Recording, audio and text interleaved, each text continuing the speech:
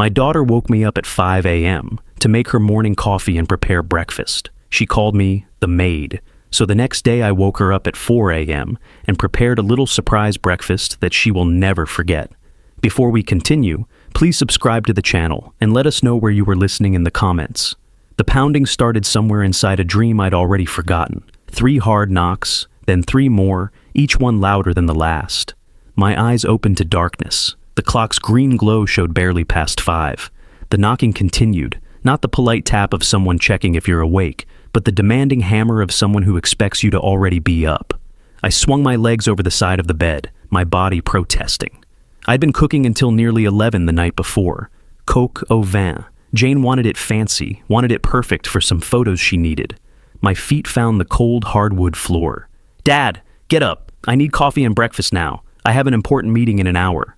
Jane's voice came through the door, sharp as the knocking. I pulled on my robe and opened the door. She stood there in silk pajamas, the kind with hand-stitched seams that caught the hallway light like water. Her arms were crossed. Her expression held no apology. "Jane, I was cooking until late last night. Can this wait an hour?" Her eyes narrowed. "Dad, you live here for free. Do your job as the help, or find somewhere else to stay." The words hung in the air between us. You live here for free. The help. I stood there, my hand still on the doorknob, trying to understand what I'd just heard. This house, the one I'd bought in 1997 with my first real commission check. The one I'd refinanced to help Jane through her divorce. My house. But she'd already turned away, heading back to her room. The silk whispered against itself as she walked. I descended the stairs, my hand trailing the banister I'd sanded, and refinished myself 15 years ago. In the living room, Corey sprawled across the couch, phone screen casting blue light on his face. He didn't look up, didn't acknowledge my presence. Just scrolled, his thumb moving in endless circles. The kitchen lights hurt my eyes when I flipped the switch. I moved through the familiar choreography. Eggs from the refrigerator, butter from the dish, coffee beans from the freezer. My hands knew the work without thought. Crack 3 eggs. Whisk until the yellow runs smooth. Heat the pan until a drop of water skitters across the surface. While the butter melted, I tried to remember when this started. Jane's voice echoed in my memory. Just 2 or 3 months until we get back on our feet. That was spring, 2 years back. She'd lost her apartment lease. Something about the landlord selling the building. Needed a place to stay. Temporary, she'd said. I'd offered immediately. She was my daughter. Of course she could stay. The omelet pan, the same one I'd used every morning for months now. Hundreds of times, maybe thousands. I'd stopped counting somewhere around the 6th month when thank you disappeared from Jane's vocabulary. I poured the eggs, watched them spread and bubble at the edges. Added mushrooms, cheese, fresh herbs from the garden I still maintained. Folded it perfectly. The way I'd learned from a cooking show I used to watch before my mornings became about serving breakfast before dawn. The coffee grinder screamed. I measured the grounds, started the machine. The smell filled the kitchen. Dark roast, the expensive kind Jane preferred. I'd picked it up yesterday, along with the organic cream she liked, the one that cost twice as much as regular. I plated the omelet with the precision I'd learned selling cars for 35 years. Presentation matters. Details matter. The garnish arranged just so, the toast cut on the diagonal, the coffee poured into her favorite mug. Jane came down exactly 1 hour after she'd pounded on my door. She'd showered, dressed in what she called her professional casual, another outfit that cost more than my monthly grocery budget. She sat at the table, pulled out her laptop, and started typing before her fingers even touched the fork.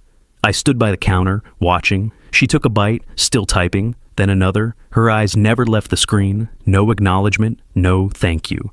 Not even a glance in my direction. "The eggs are overcooked. Try harder next time." She said it without looking up, without pausing in her typing. Just stated it as fact, the way you might mention the weather. I walked back upstairs, my legs heavier than they had been on the way down. In my peripheral vision, Corey still lay on the couch, scrolling. Still hadn't spoken, still hadn't moved except for that endless thumb motion.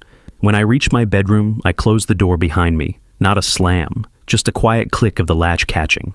I sat on the edge of my bed and looked at my hands. They were steady. That surprised me. I expected them to shake, expected some visible sign of what had just fractured inside me. But they were steady. Perfectly steady. and somewhere in my chest, something cold and clear was beginning to take shape. I climbed the stairs, feeling the carpet compress under each step. At the top, I closed my bedroom door, and the click of the latch sounded final. Absolute. I sat on the edge of my bed, the mattress sinking slightly under my weight. My hands still held warmth from cooking. Downstairs, Jane's keyboard clicked in rapid bursts. The important meeting, the one I'd been summoned to serve. I pulled my phone from the nightstand and opened the Notes app. Not to vent, not to complain, to calculate. 35 years selling cars had taught me one essential skill. Know the numbers. Always know exactly what you're dealing with. House value first. I'd refinanced 3 years ago when Jane's divorce got messy and she needed help with legal fees. The bank had appraised it at $485,000. I typed the number, watched it appear on the screen. Market rent next. I'd researched this when Jane first asked to stay. A house this size, in the Hawthorne district, close to downtown Portland. I'd seen comparable listings at $2,400 monthly, some higher. I was being conservative. I typed it in. Utilities, internet, water, gas, electric, garbage. I paid all of them. Had for 2 years. Average monthly cost, $370. Another line in my notes, groceries. I did all the shopping, all the cooking, fed 3 adults, bought whatever Jane requested, organic this, specialty that. Averaged about $800 monthly. Another line. The math came easy. Addition I'd done thousands of times, calculating dealer costs and customer payments, profit margins and commission splits. $2,400 plus $370 plus $800. $3,570 monthly. Multiply by 24 months. $85,680. I stared at the number. Added property tax and insurance I'd continued paying, averaged annually, another $120 per month. Recalculated. $87,560. I set the phone down on my lap, picked it up again. The number hadn't changed. Jane's voice surfaced in my memory. Not from this morning, but from 2 years ago. Early spring, cherry blossoms were blooming in the park. She'd sat at my kitchen table, mascara smudged from crying. Just 2 or 3 months, Dad, until we get back on our feet. We really appreciate this. I remembered nodding, remembered saying, of course, take all the time you need. Remembered her hug, brief but genuine. That genuine hug had an expiration date I hadn't noticed.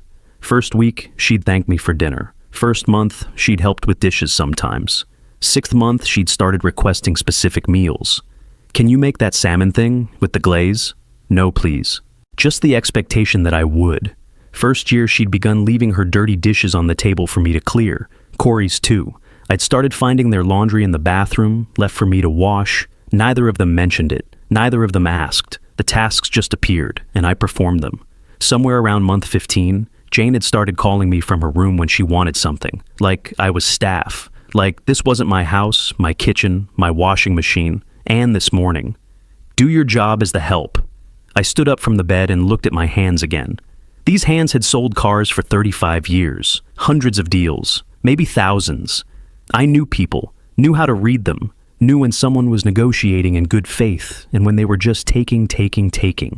There had been a customer once, maybe 15 years back. Wanted a luxury sedan.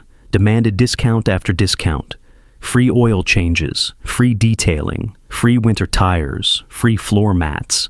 Every time I agreed to something, he'd ask for more. Never satisfied. Never intending to be satisfied. Just testing how much he could extract. My sales manager had pulled me aside after the 4th visit. Don't negotiate with people who don't respect you, Emile. They'll take everything and blame you for being empty. I'd walked away from that deal. The customer had gone to another dealership, probably done the same thing to them. But you can't walk away from family. Can you? Hours passed. Afternoon light slanted through my bedroom window. I'd been sitting there, thinking, not moving except to adjust my position, when my back stiffened.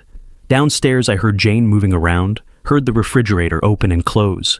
Dad, I'm hungry. Can you make that pasta thing with the mushrooms? And make enough for Corey. Her voice carried up the stairs, demanding, entitled. Before this morning, that tone would have sent me rushing down, apologetic for not anticipating her needs. Now, I felt something different, something cold, something clear. I walked downstairs, my footsteps deliberate on each step. Jane stood in the kitchen, phone in hand, scrolling. She glanced up when I entered. Something in my face made her pause mid-scroll. Her mouth opened, closed. Then she looked back at her phone. I pulled out the pasta, the mushrooms, the cream, started the water boiling, sliced the mushrooms with the precision I'd learned from years of watching cooking shows during rare free moments. My movements were exact, professional, but inside, I was planning. That night, I lay in bed staring at the ceiling, not tossing, not agonizing, just thinking. The house was silent except for the occasional creak of old wood settling. Through my wall, I heard Jane's television, some show with canned laughter. Deep into the night, the clock showed 3:30 when I finally sat up. The plan arrived complete. Not scattered pieces I'd have to assemble. Not a vague outline. A complete strategy, detailed and sequential, professional. 35 years of reading people, understanding leverage, structuring deals, knowing what customers valued, what they feared, what pressure made them sign on the dotted line. All of it, every skill I'd honed, suddenly focused on a single purpose. Not revenge, correction. Jane and Corey valued comfort, valued service, valued the appearance of success without the work required to maintain it. They feared inconvenience, feared exposure, feared having to actually function without someone managing every detail of their lives. The first step was clear, crystal clear.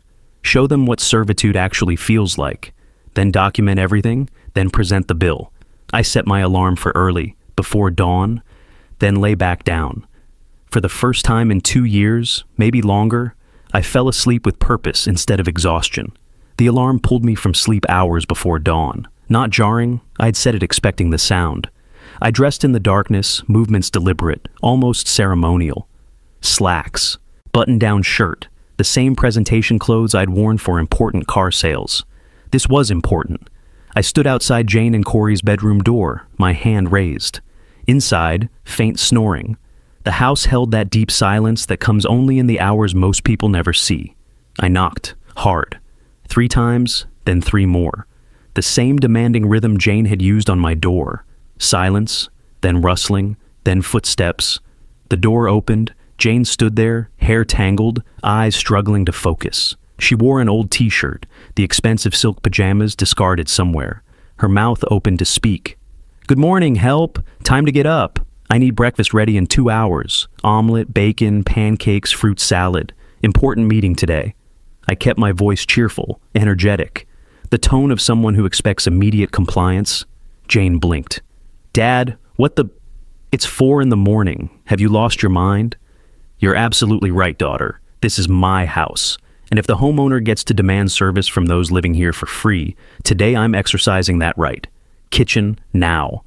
Behind her, Corey sat up in bed, confused, shirtless, squinting at me. I didn't acknowledge him, kept my eyes on Jane. Her face shifted through confusion, then outrage, then something like understanding. "You can't be serious." "Kitchen," I repeated. "Now. You said I live here for free. Actually, you live here for free. So today, you're the help." The shift was palpable. Jane realized I meant every word. She descended the stairs, each step reluctant. I followed, settled into the chair where she usually sat, where she scrolled her phone while I served her. The kitchen lights hurt her eyes. I watched her squint, fumble for the coffee beans. "Let's start with coffee," I said, my voice pleasant. "You know how I like it. Strong, hot, none of that weak stuff." Jane moved to the coffee maker, her hands clumsy with sleep. She measured the grounds, filled the water reservoir. The machine began its familiar gurgle. While it brewed, she stood there, arms crossed, staring at the counter. "Eggs next," I said. "Omelet, mushrooms and cheese, the way I make yours. And I'll need bacon, crispy, not burnt." She pulled eggs from the refrigerator, her movements sharp, angry, cracked them into a bowl, whisked harder than necessary, the fork scraping against ceramic. The coffee finished. She poured it, brought it to me. I took a sip, set it down. "Bitter, make it again." "The coffee is fine. Make it again." Jane's jaw clenched. She took the cup back, dumped it down the sink, started over. This time she added less grounds, probably thinking I wanted it weaker.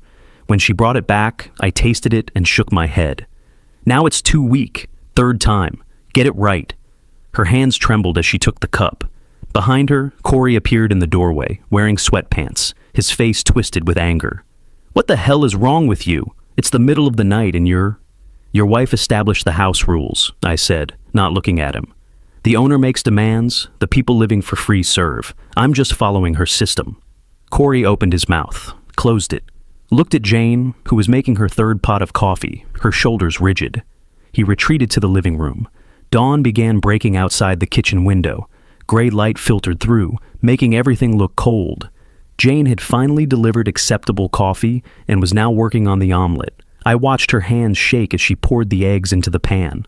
Where's the bacon? I asked for bacon. I'm doing the omelet first.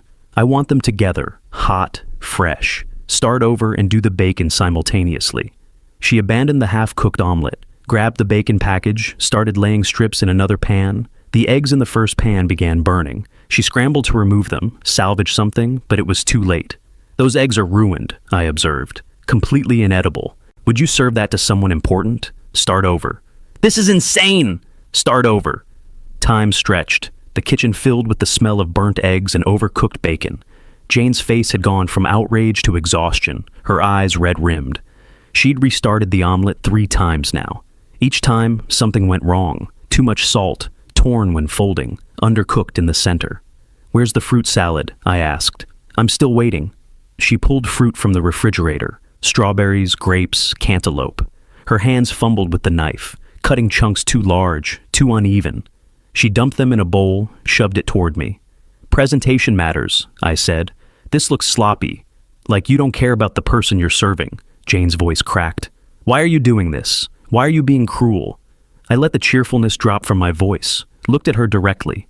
Now you know what I've felt 600 mornings in a row. Remember this feeling. I stood, picked up my car keys from the counter. The omelet she'd finally managed to complete sat on the table, adequate but imperfect. I hadn't touched it. Jane stood there trembling, not from cold, from exhaustion and fury and something else. Shame, maybe. Recognition. Her face crumpled, but whether from pain or rage, I couldn't tell and didn't care. I walked to the front door, opened it. The early morning air was cold, clean.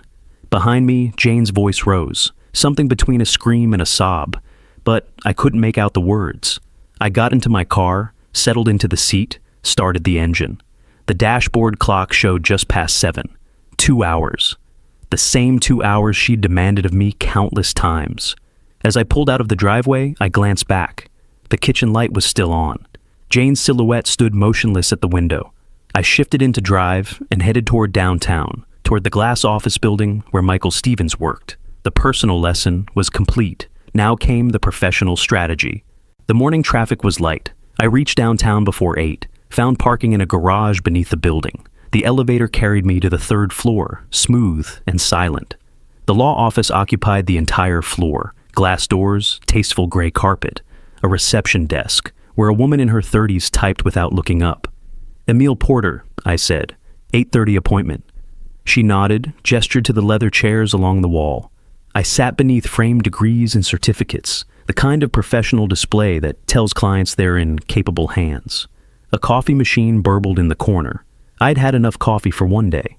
I'd scheduled this consultation 4 days ago, the afternoon after my late-night calculation session, before the mirror incident this morning, before I'd fully formed the plan. I knew I'd need legal structure, professional guidance. 35 years in car sales taught me that emotion loses negotiations. Documentation and leverage win them. A door opened. A man in his 40s appeared, wearing a pressed shirt but no tie, professional but not pretentious. Mr. Porter? I stood, followed him into his office. The room was efficient, desk stacked with organized files, window overlooking the city, law books lining one wall. Michael Stevens settled behind his desk, gestured for me to sit across from him. Thanks for seeing me, I said. You mentioned a tenant issue on the phone. Walk me through it. I explained the situation the way I'd pitch a car deal, facts first, emotion removed, adult daughter and son-in-law, my house, 2 years of residence, no lease, no payment, no rental agreement, increasing demands for service, exploitation disguised as family assistance. Stevens took notes on a legal pad, his handwriting rapid and precise. He asked questions that surprised me with their specificity. Do they receive mail at your address? Yes. They changed their mailing address about 6 months in. Driver's licenses, updated to your address. Yes. Do they have keys to the house? Of course. I gave them keys when they moved in. Each yes made Stevens nod, not with approval, but with recognition. These details mattered in ways I was only beginning to understand. He set down his pen. Even without a lease, they've established legal residency. Oregon tenant law is very protective of occupants' rights. You can't change the locks or remove their belongings. That's illegal eviction, and they could sue you. I absorbed this. So, in my own house, I'm legally powerless to remove people who aren't paying and aren't welcome? Not powerless, but you must follow process, written notice. 30 days minimum in Oregon. If they refuse to leave after notice expires, you file for formal eviction through court. There's a hearing. If the judge rules in your favor, sheriff's deputies enforce the eviction. Timeline: 2 to 3 months minimum, possibly longer if they contest. Cost: court filing fees run a few hundred. My fees depend on complexity, but typical eviction representation starts around $2,000. Could go higher if they fight hard. I nodded slowly. I'd expected difficulty, but this was more complex than I'd imagined. More expensive, more time-consuming. Stevens continued, his voice level. They could file harassment claims, try to get a restraining order preventing you from entering parts of your own house. They could claim you're creating a hostile environment. Adult children in these situations often weaponize family sympathy. What do I need to do? Document everything, video evidence of you performing household tasks while they issue orders. That establishes exploitation pattern. Written logs of all expenses you cover. Photographs of property condition in case they damage anything. Records of any threats or aggressive behavior. He leaned forward. I recommend installing a video doorbell. Creates timestamp records proving residency patterns and your consistent presence as homeowner. Also protects you if they claim you're never there, or that you've abandoned the property. I thought about the Ring doorbell I'd seen advertised. How much? Basic model runs about $180. Installation yourself is easy. Start recording today.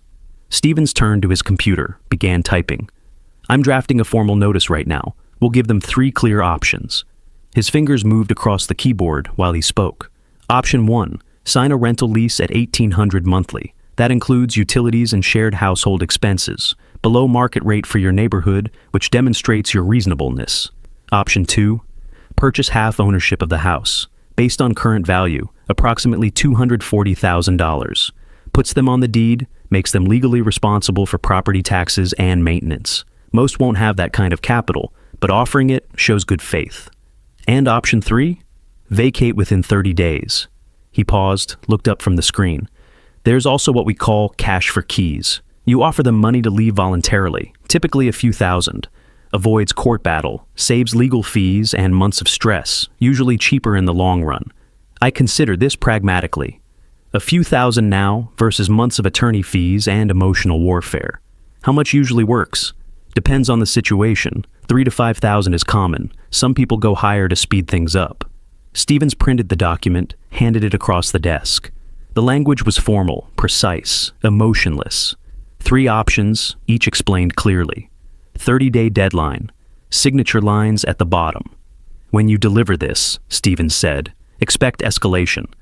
Adult children often claim elder abuse, turn other family members against the parent, post on social media painting themselves as victims. Call police with false complaints. You need to protect yourself. How? Never be alone with them during confrontations. Have a witness present, friend, neighbor, even hire someone if necessary. Record all interactions. Oregon is one-party consent for recording, meaning you can record conversations without their knowledge. Maintain calm demeanor at all times. Your emotional outbursts help their case, not yours. Secure important documents, valuables, anything they could destroy or steal. People get destructive when cornered. He studied my face. Do you have backup housing if this gets ugly? Somewhere safe to stay? I hadn't considered that. I assumed I'd stay in my own house. Stevens shook his head. Sometimes tactical retreat is strategic. If things get violent or if they're damaging property, better to leave temporarily and let the legal process work. Don't give them ammunition by staying in a toxic environment. I folded the notice, slipped it into my jacket pocket. The paper felt heavier than it should. First step, I asked. Deliver the notice today. Their response tells us how hard this fight will be. Keep a copy for yourself. Have them sign acknowledging receipt if possible.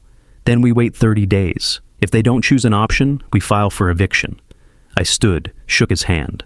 Professional, firm. The handshake of two men who understood this was business, not family drama.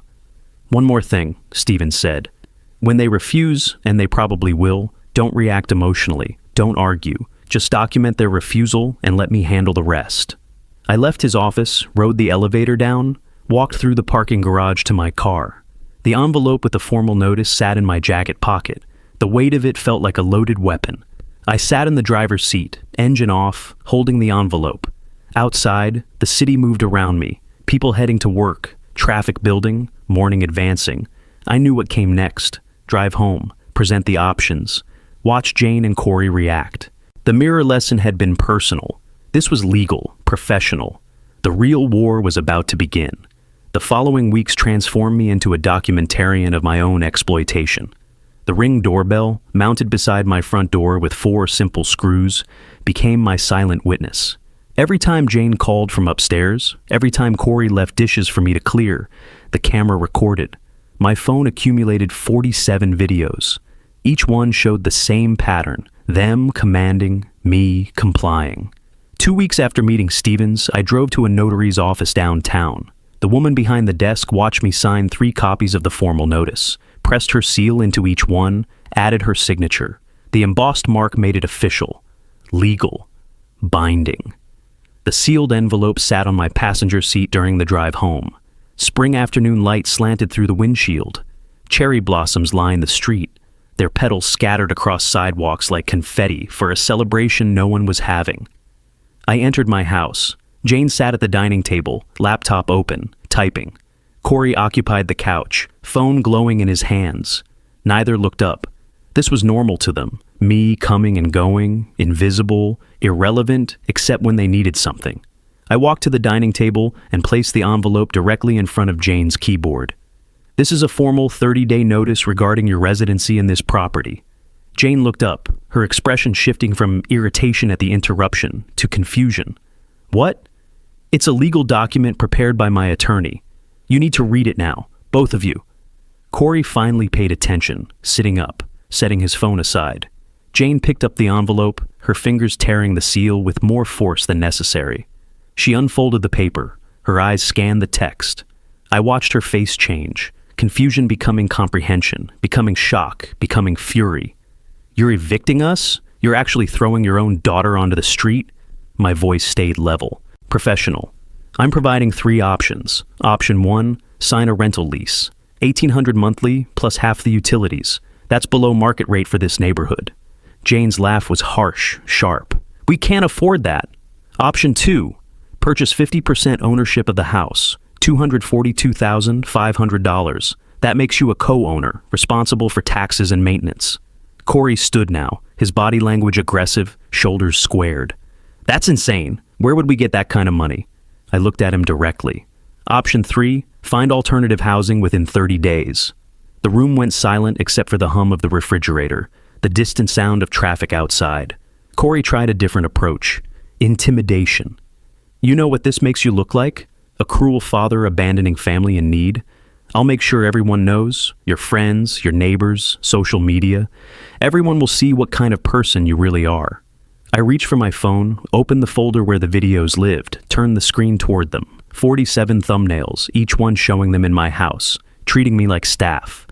"I have 47 video recordings, you ordering me around, you calling me the help, you treating me like a servant in my own house. Tell whoever you want, I'll show them these." Jane stared at the phone screen. Her face lost color. She hadn't known, hadn't suspected I was documenting anything. She tried another tactic. Her voice softened, tears beginning to form. "Dad, we're family. You're really going to choose property over your own daughter?" I felt it. The pull of decades being her father. The instinct to comfort, to fix, to sacrifice. But then I remembered that word, help. The 600 mornings, the exhaustion and exploitation dressed up as family obligation. I'm choosing dignity over being exploited. There's a difference. The notice is served, 30 days. If you're still here after that, I file with the court. Your choice. I picked up my copy of the notice and walked toward my bedroom. Behind me, Jane's voice followed, cold now, the tears gone. "You'll regret this." I closed my bedroom door, sat on my bed, listened to their voices through the wall, muffled, angry, planning something. Let them plan. I'd followed every legal requirement. Stevens had made sure of that. The days that followed transformed the house into hostile territory. Jane and Corey stopped all pretense of civility. They didn't speak to me except in clipped, necessary exchanges. Move. I need that. You're in my way. They occupied common spaces deliberately when I needed them. I wanted to make dinner. Jane sprawled across the kitchen table with papers everywhere. I wanted to watch evening news. Corey took over the living room television with violent video games, volume high. Jane cooked elaborate meals, pasta with expensive ingredients, roasted chicken, homemade desserts, and left the kitchen destroyed. Pots on the stove, pans on the counter, flour dusting every surface. She'd cook, eat, leave, walk past me without acknowledgement while I stared at the mess. Corey played music late at night, heavy bass that vibrated through the walls. When I knocked to ask him to lower it, he'd turn it down for 10 minutes, then raise it again. But they didn't leave, didn't acknowledge the deadline, didn't mention finding apartments or signing leases or purchasing ownership. They were calling my bluff, waiting for me to surrender, to say I didn't mean it, to beg them to stay and go back to the way things were. When the deadline arrived, 30 days exactly, I woke to find Jane's door still closed, Corey's car still in the driveway. The house was quiet, defiant in its stillness. I sat at my kitchen table with my coffee and picked up my phone, scrolled to Stevens' office number. The phone rang twice before the receptionist answered. Professional, efficient. Michael Stevens' office. This is Emil Porter. I need to speak with Mr. Stevens about filing the eviction. One moment, please. The hold music was classical, calm. I looked down the hallway toward their closed door. They thought they'd won by waiting me out. Thought I'd choose peace over principle, comfort over consequence. They were about to learn otherwise. Stevens confirmed the next steps during that phone call. The deadline had passed. Time for enforcement. Not illegal eviction, but strategic pressure. Legal pressure. The kind that forces adults to behave like adults. The next morning, I sat at my laptop in the kitchen, early light filtering through the window. I logged into the internet provider account. My name, my credit card, my contract. Navigated to service management. Clicked suspend service. The confirmation screen asked if I was sure. I clicked yes. The house Wi-Fi died. Within 15 minutes, Corey emerged from the bedroom, phone in hand, frustration evident in every movement. He jabbed at his screen, walked through different rooms checking for signal. Internet's down. I sipped my coffee, didn't look up from my newspaper. No, it's disconnected. That was my service contract. I canceled it. He stared. You can't do that. We need internet for work. You're welcome to set up your own service. The account options are available from any provider. Setup usually takes 3 to 5 business days. His face reddened. His mouth opened, closed. He wanted to argue, but couldn't find the angle. I returned to my newspaper. He stormed back to the bedroom. First pressure point applied. By midday, I'd made other changes. I installed a simple combination lock on the refrigerator. Not the whole thing, just the shelves containing my groceries. The eggs I bought, the cheese, the vegetables, the leftovers from my meals. I boxed up my pantry items, pasta, rice, canned goods, coffee, and moved them to my bedroom closet.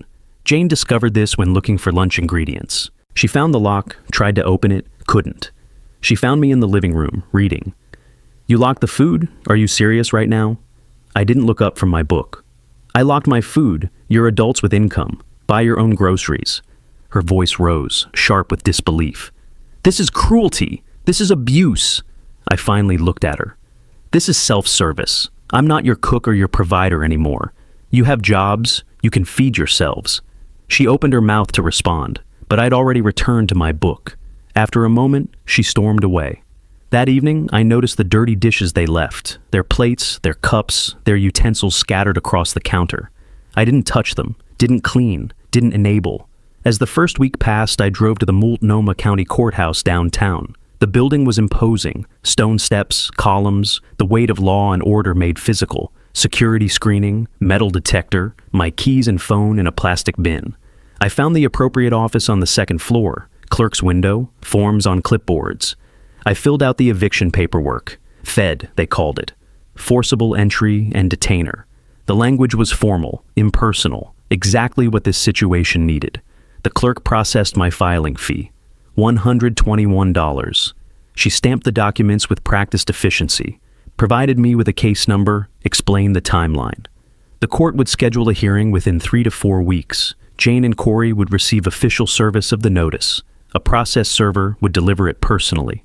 I took the receipt, folded it carefully, slipped it into my wallet. This was now public record, a court case. Case number 25CV-12847, real, undeniable. When I returned home, Corey was in the kitchen, scrolling through his phone, eating takeout from a restaurant container. I didn't mention the filing, let them discover it when the server knocked on the door. The next morning, I found my favorite mug shattered on the kitchen floor. Ceramic fragments spread across the tile. The mug had been a gift from my late wife, 20 years old. The design faded from countless washes, but irreplaceable. Corey stood nearby, phone out, pretending to text. "Oh, sorry, accident." His tone wasn't apologetic. It was smug, satisfied. My chest tightened. That mug was the one I'd used every morning for 2 decades. But I didn't react emotionally, didn't give him the satisfaction. I took out my phone, photographed the shattered pieces from multiple angles. Then I opened the Ring app, scrolled through the doorbell's recorded footage. There, time-stamped from 10 minutes ago. Corey walking to the counter, looking at the mug, deliberately sweeping it off with his hand. No accident. Pure spite. I saved the clip, looked up at him. "I have video of you deliberately breaking my property. I'm adding this to the court filing as evidence of destructive behavior." His smugness evaporated. He hadn't thought about the cameras. Late that week, my phone rang. Caller ID showed Linda, my late wife's sister, Jane's aunt. The woman who'd helped raise Jane after her mother died. Her voice was careful, measured. "Emile, Jane called me. She's very upset. She says you're trying to make them homeless." I'd anticipated this move. Jane recruiting family, weaponizing sympathy. "I understand she's upset. Would you like to hear my side? I'd like to come by tomorrow, see the situation myself. Tomorrow afternoon works. I'll be here." The next day, Linda arrived precisely at 2. She hugged Jane, listened to her tearful explanation. Cruel father, sudden eviction, nowhere to go, no warning. Jane performed well, tears streaming, voice breaking at strategic moments. "Can I speak with Emile privately?" Linda asked. In the kitchen, with the door closed, I showed her my phone, the videos, Jane ordering me around, calling me help. Corey ignoring me completely. The exploitation pattern documented across weeks. Then I showed her the financial calculations. $87,560 over 24 months. The formal notice with 3 reasonable options. Their refusal to choose any of them. Linda's face changed as she watched. The sympathy shifted, redirected. After she left, Jane waited in the living room, expectant, confident that her aunt would take her side, would convince me to stop this legal nonsense. Linda hugged her again, held her shoulders. "Honey, your father has been more than fair. You've had 2 years of free housing in a home worth $500,000. You need to find your own place." Jane's face crumbled, but not with sadness, with fury at the betrayal. Her final family ally had just switched sides. Linda left. Jane stood in the driveway, watching the car disappear. I observed from the kitchen window.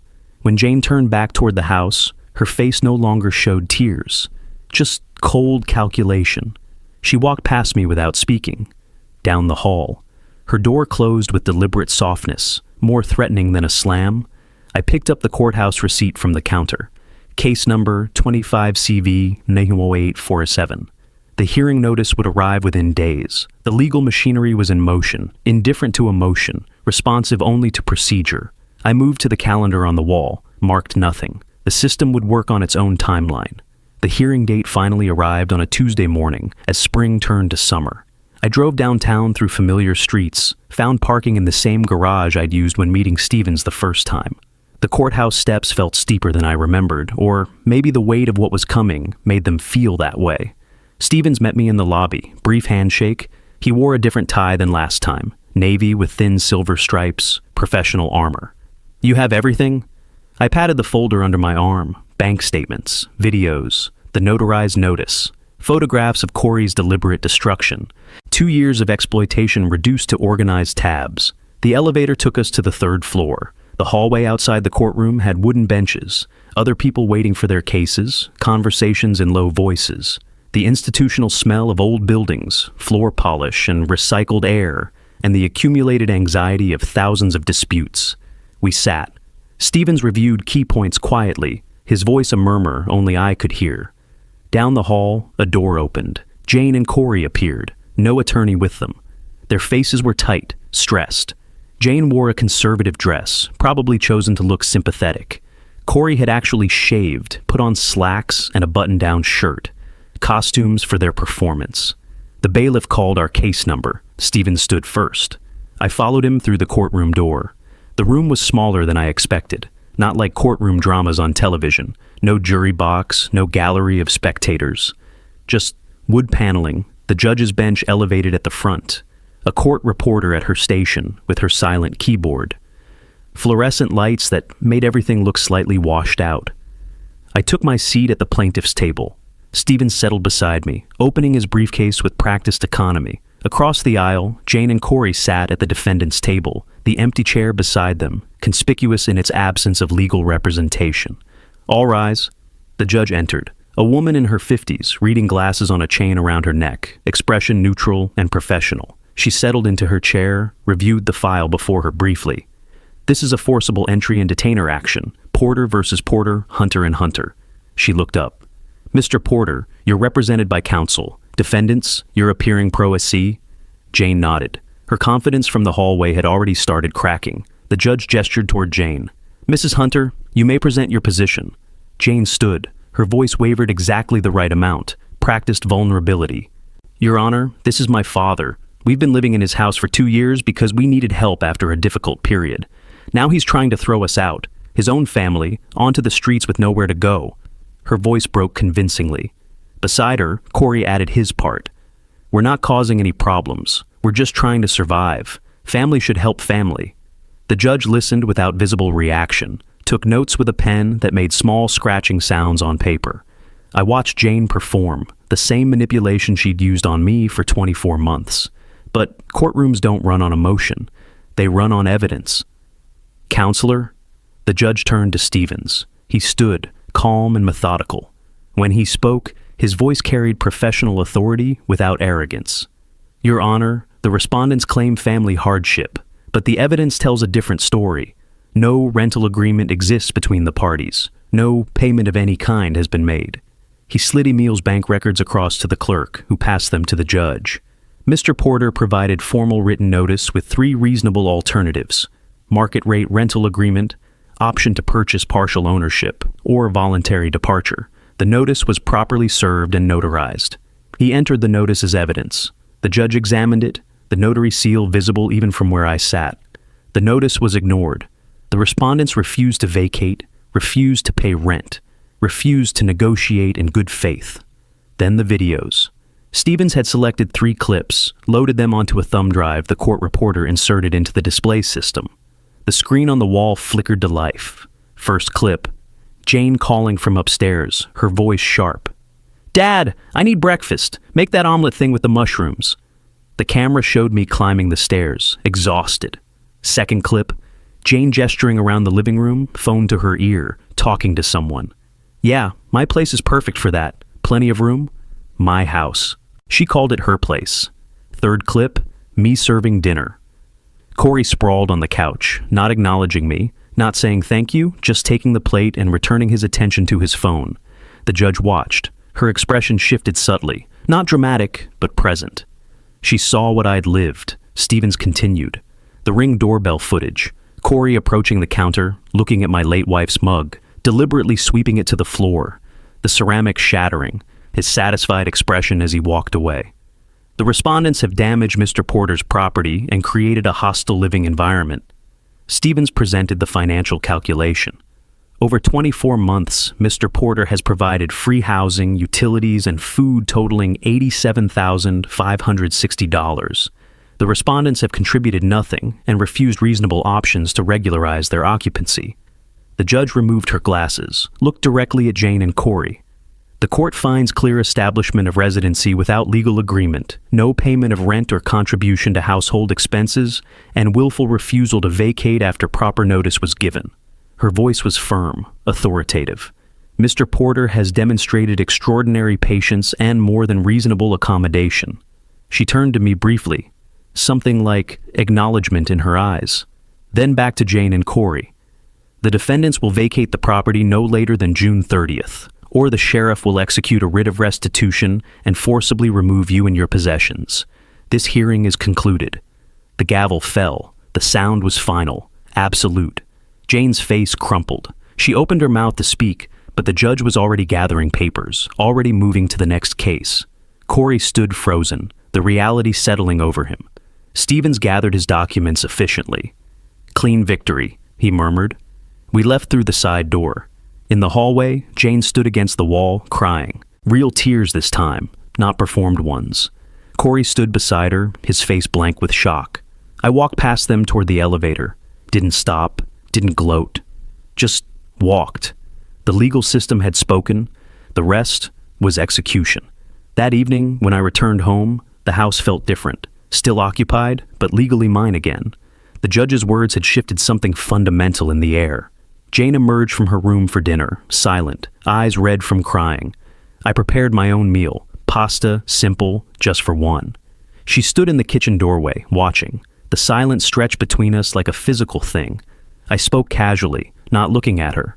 "I met with my estate attorney last week, updating my will." Jane's head snapped up. "After a lot of thought, I've decided the house will go to the Homeless Shelter Foundation when I die. They do good work, people who truly need help." Jane went pale. "What?" I looked at her then. "You know, after you called me the help, I realized money is better given to people who actually need it, not people who demand it as entitlement." Her voice came out barely a whisper. "You're cutting me out completely?" I shrugged, returned to stirring my pasta. "I'm giving it to people who will appreciate it. You made it clear you just wanted the asset, not a relationship." Her face showed the calculation crumbling. She'd endured all this, the notice, the court, the humiliation, partly counting on the inheritance. The house would eventually be hers. She could wait me out. Now, even that was gone. The deadline approached like weather, inevitable, visible from a distance, growing closer each day. 5 days remained before the sheriff's scheduled arrival. Since the court ruling, the house had existed in limbo. Jane and Corey moved between denial and frantic apartment searching, making calls, scrolling rental listings, finding nothing they could afford in their suddenly compressed timeline.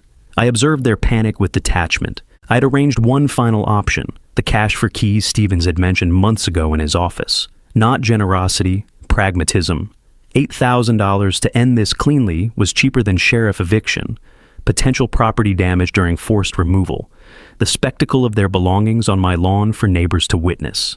The envelope sat on the coffee table. Inside, a check and a one-page release agreement. I called them into the living room. They sat on the couch, wary. Jane's eyes went to the envelope immediately. I kept my tone businesslike. "I have a final offer, $8,000 for you to vacate peacefully by the deadline. You leave the house clean, no damage, and sign this document waiving any future claims against me or the property." I slid the envelope across the table. Corey opened it. His eyes scanned the check, the legal language below. Jane stared at the number written in my careful handwriting. $8,000? Her voice rose with disbelief. "This house is worth $500,000. You're offering us $8,000? I nodded. "The house is mine. $8,000 covers first month's rent and deposit on a new place. It's assistance, not compensation." Corey recovered some composure, trying to negotiate. "Make it $20,000 and we'll go tomorrow. Clean break, no problems." $8,000, that's the offer. Jane's voice sharpened. "You have all this money, all this property, and you'll only give us $8,000? We're your family." Family doesn't call each other the help. Family doesn't exploit each other for 2 years while contributing nothing. $8,000 is more than generous, given you owe me over $87,000. This isn't negotiable.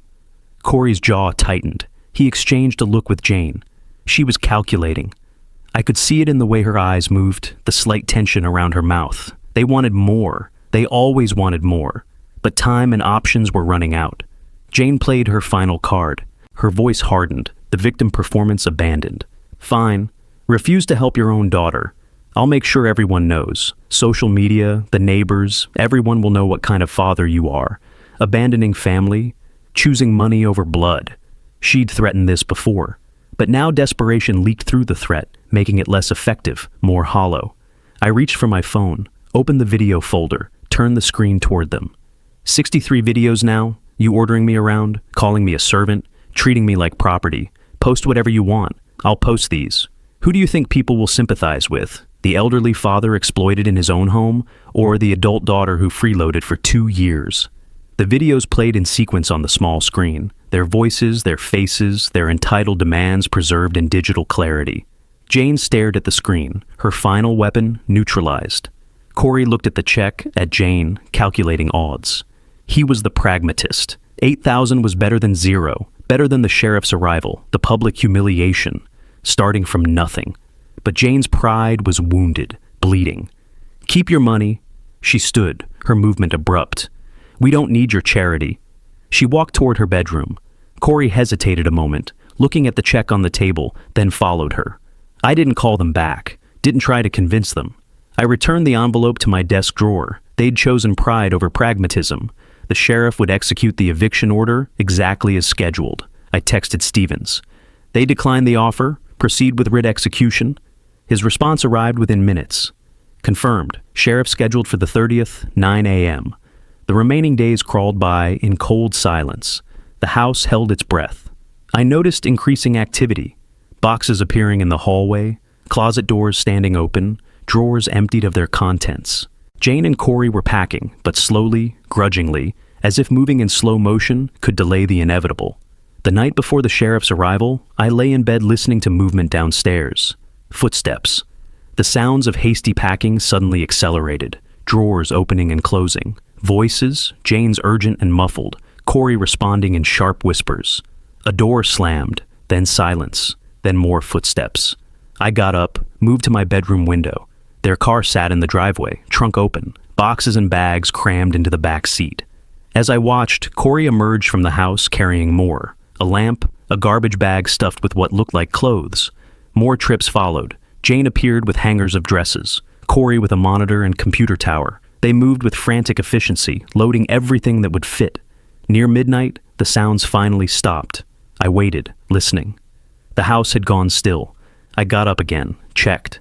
Their bedroom door stood open. I looked inside. The room was empty, bed stripped, closet open and bare, drawers pulled out and abandoned. They'd taken the essentials, clothes, electronics, personal items, left behind the furniture, some boxes still packed, the detritus of their 2-year occupation. They'd left in darkness, avoiding the morning, avoiding the shame of sheriff's deputies executing an eviction order, the neighbors watching, the public nature of legal consequences. The house was mine again. Finally, completely. I returned to bed but didn't sleep immediately. Lay there in the silence, the unfamiliar peace of an empty house. No tension in the air, no hostile presence down the hall, just space. My space. When dawn came, I got up and made coffee. Just 1 cup. Stood in the kitchen watching light filter through the window. The calendar on the wall showed June 30th circled in red. Today. The day the sheriff would have arrived. I heard a vehicle outside, looked through the window, their car returning. Jane got out, moved quickly toward the house, not looking up, coming back for another load. The departure was happening in stages, messy and incomplete. I went downstairs to make breakfast. Behind me, I heard the front door open. Footsteps in the hallway. Jane had come back inside. We were in the house together, this liminal moment between occupation and departure. She in the hallway gathering the last of her belongings. Me in the kitchen making eggs for one. Neither of us spoke. The silence held everything. 2 years of accumulated grievance, the dissolution of family pretense, the raw economics of property and law. She would leave. I would stay. It was almost finished. The morning the sheriff was scheduled to arrive, I lay awake in my bed, listening to movement downstairs. I hadn't slept well. Too much noise through the night. Too much awareness that this was the final day, the end of months of calculated pressure and legal maneuvering. As dawn broke, pale light filtered through my window. The sounds continued, footsteps, the scrape of boxes being shifted, car doors opening and closing. They were still loading. The sheriff was scheduled to arrive in a few hours, but it appeared they'd be gone before that happened. I sat up, considered going down to make coffee, decided to wait until they finished leaving. Then I heard something different. A sharp cry, a crash, then terrible silence. I moved fast. Downstairs before conscious thought, pure instinct, pure adrenaline carrying me. The scene registered in fragments. Jane on the floor at the base of the staircase, boxes scattered around her, one corner dented where it had hit the wall. She was on her side, her leg twisted at a wrong angle, blood running from a cut on her forehead where she'd struck the edge of the bottom step. Her eyes were open but unfocused, trying to orient herself. Corey stood frozen at the top of the stairs, box still in his hands, his face white as paper. I dropped to my knees beside Jane. All the anger, the cold strategy, the months of calculated pressure, the documentation and court filings and economic warfare, gone, vanished. This was my daughter, the girl I'd taught to ride a bicycle, who'd fallen asleep on my shoulder during long car rides when she was small, who I'd loved for 36 years. Call 911 now. My voice cut through Corey's shock. He fumbled with his phone, nearly dropped it.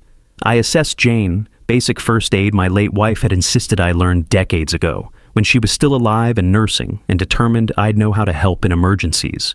Jane was breathing, conscious, if confused. The head wound bled heavily, but head wounds always did. Her ankle was already swelling, visible even through her sock. "Jane, stay still. Don't move your head." She tried to speak. Words came out slurred, disconnected, possible concussion. I grabbed a clean kitchen towel from the counter, applied gentle pressure to the forehead wound. My hands were steady despite the fear coursing through me, despite the terrible what-ifs flooding my mind. Corey's voice in the background, shaking. "We need an ambulance. My wife fell down the stairs. She hit her head. There's blood." He gave the address, his words tumbling over each other. The wait felt eternal, minutes stretched impossibly long. I kept talking to Jane, keeping her alert, keeping her present. "Stay with me, look at my eyes. What's your name? Tell me what day it is." She answered, sometimes correctly, sometimes confused. "Thursday." "No, Wednesday." Her name. My name. Yes, she knew where she was. Corey had come downstairs, hovering uselessly nearby, his hands opening and closing without purpose. Then, sirens. Approaching, stopping outside. I opened the front door before they could knock. 2 paramedics entered with equipment, professional and swift. I stepped back, let them work. They assessed her quickly. Probable sprained ankle, laceration to forehead requiring stitches, possible mild concussion, need to transport for evaluation and imaging to rule out fracture or more serious head trauma. They stabilized her neck as precaution, loaded her onto a stretcher with practiced efficiency. Jane's eyes found mine as they lifted her. She looked terrified and small, nothing like the woman who'd called me the help months ago. Nothing like the entitled daughter who'd demanded breakfast before dawn. "Dad!" Her voice was a child's voice. "I'm following right behind you," I told her. I rode in my own car, following the ambulance through city streets. They ran red lights. I followed in their wake. The hospital complex appeared. Legacy Emmanuel Medical Center, large and modern, the emergency entrance already busy despite the early hour. I parked in the visitor lot, hurried inside, the ER waiting area, plastic chairs, outdated magazines scattered across small tables, the smell of antiseptic and anxiety thick in the recycled air. Corey arrived moments later, having locked the house. We sat without speaking, 2 men who'd been adversaries now united in worry. A nurse eventually called us back. Jane was in an examination room, awake, being evaluated. The doctor was young, efficient, explaining in clear terms. Definitely sprained ankle, definitely concussion, mild, thankfully, 5 stitches for the forehead laceration. They needed to keep her for observation for several hours, standard protocol for head injuries. She was lucky, no fracture, no severe trauma. The bill would be substantial. The ambulance alone would run over $1,000, but that didn't matter. They let me see her. Jane lay in the hospital bed, white bandage stark against her forehead, ankle wrapped and elevated, IV in her arm delivering fluids. She looked at me when I entered, and tears started. Not angry tears, not manipulative tears. Something else entirely. Shame, recognition, understanding. "Dad, Her voice broke. I sat in the chair beside the bed, reached for her hand without thinking, without planning. She was my daughter, and she'd been hurt, and that was all that mattered in this moment. Everything else, the eviction, the court case, the 2 years of exploitation, receded to background noise. She gripped my hand like she was drowning. "I'm sorry. I'm so sorry." The words tumbled out between tears. "I treated you horribly. I was awful. I was so awful to you." My throat tightened. I squeezed her hand. Corey stood in the doorway, and for the first time in 2 years, he looked genuinely human, scared, ashamed, present. Jane's tears slowed. Corey stepped further into the room instead of hovering at the threshold. The IV drip counted seconds with soft clicks. Hospital sounds filtered through the door, distant voices, equipment beeping, footsteps passing. Jane's voice came quieter now, tired from crying and medication and fear. When can I go home? I realized she didn't have a clear home anymore. They were being evicted today. Their belongings were half loaded in their car. They had nowhere to go. I looked at my daughter, bandaged, vulnerable, finally, genuinely remorseful, and felt something fundamental shift inside me. The strategy was over. The war was done. Whatever came next would be different. By afternoon, the doctor cleared Jane for release. After several hours of observation, her vitals remained stable. Her confusion had cleared, the concussion symptoms mild enough for home care. The discharge nurse provided instructions. Rest, ice for the ankle, watch for worsening headache or nausea, follow up in 1 week. She wheeled Jane to the exit, hospital policy, even though Jane could hobble with help. I brought my car to the pickup area. Corey loaded Jane's few belongings, her purse, the clothes she'd been wearing, now in a plastic bag. As I helped Jane into the passenger seat, careful of her ankle, Corey asked the question hovering unspoken between us. Where should we go? Their apartment search hadn't produced results. Their belongings were still at my house. The sheriff never came. I'd called and canceled the eviction execution this morning from the hospital waiting room. I didn't answer immediately, focused on settling Jane, adjusting her seatbelt so it didn't press on the bandage. Then, the house. You're coming back to the house. The drive was quiet. Jane dozed against the window, pain medication making her drowsy. I navigated familiar streets, returned to the neighborhood, pulled into my driveway. The house looked the same, boxes still visible through windows, evidence of interrupted moving, frozen mid-departure. I helped Jane inside, Corey supporting her other side. We settled her on the living room couch, pillows under her ankle, blanket across her lap. I brought ice wrapped in a towel for the swelling. Once Jane was situated, Corey started to speak, probably to ask about logistics, about how long this arrangement would last. But I raised a hand. 2 weeks, no charge, while Jane recovers. After that, we'll discuss what comes next. Corey's expression showed relief and uncertainty mixed together. Jane, half asleep, murmured something that might have been, "Thank you." In the days that followed, the house settled into strange new rhythms, quieter, more respectful. Jane, confined to the couch with her injuries, had time to think. I noticed she watched me differently now, not calculating what she could extract, not entitled to my service, but observant in a new way. On the third evening, I brought her tea. She was sitting up, bandage changed to a smaller one, ankle less swollen than before. "Dad, sit with me?" I settled in the armchair. Jane's voice was quiet, careful. "After Mom died, I felt like the world owed me something, like I deserved compensation for the loss. And you were there, and you were kind, and I just took advantage, made you the target for everything I was angry about." Corey joined us. He sat on the floor near the couch, an unconsciously submissive position, nothing like his previous sprawling entitlement across my furniture. "I got comfortable," he admitted. "Everything was easy, free. I stopped trying, stopped being a real adult. I let it make me worse." I listened without interrupting.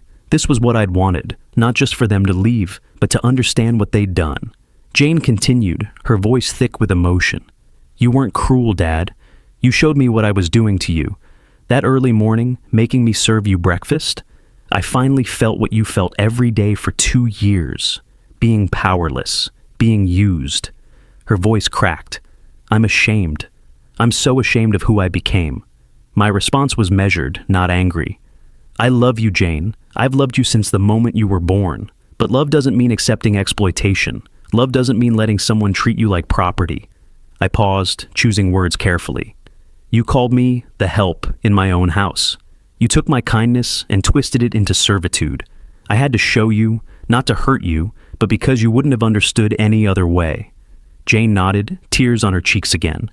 "I didn't enjoy any of it," I continued.